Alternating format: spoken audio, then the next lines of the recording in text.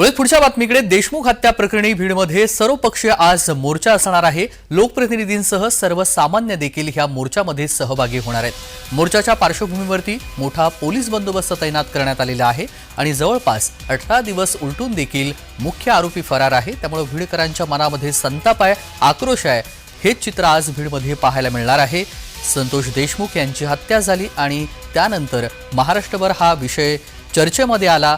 अनेक ठिकाणी आंदोलनं झालेली आहेत, मोर्चे झाले आहेत। संतोष देशमुख यांच्या हत्येतील आरोपी जे आहेत त्यांना तातडीने अटक करावे यासाठी आज बीड शहरामध्ये मूक मोर्चाचे आयोजन करण्यात आलेले। याच ठिकाणी मी आहे।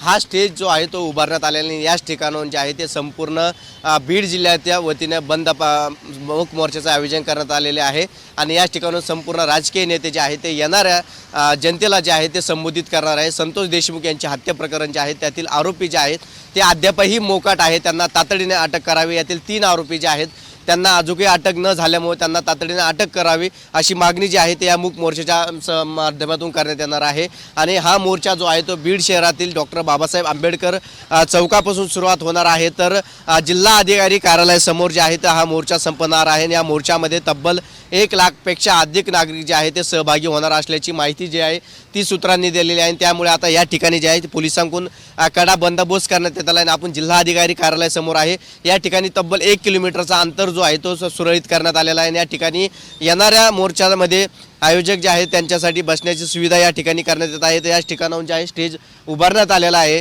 आणि संतोष देशमुख यांच्या हत्येतील जे आरोपी आहेत त्यांना तातडीने अटक करावी अशी मागणी जी आहे ती करण्यात आली आहे। कारण संतोष देशमुख यांचे हत्या प्रकरणी जर पाहिलं गेलं आमदार सुरेश धस असतील, संदीप क्षीरसागर असतील, छत्रपती संभाजीराजे असतील, मनोज जरांगे असतील, शरद पवार असतील, हे आक्रमक झाल्याचं आपल्याला पाहायला मिळत होतं। आणि त्यामुळे आता या मूक मोर्चाला आता जिल्ह्यातील संपूर्ण राजकीय नेते जे आहेत ते देखील हजेरी लावणार आहेत आणि या ठिकाणून जनतेला संबोधित करणार आहे। त्यामुळे आता कुठेतरी प्रशासनाच्या विरोधात आता जनतेसह सत्ताधारी आणि विरोधक जे आहेत ते आक्रमक झाल्याचे पाहायला मिळत आहे।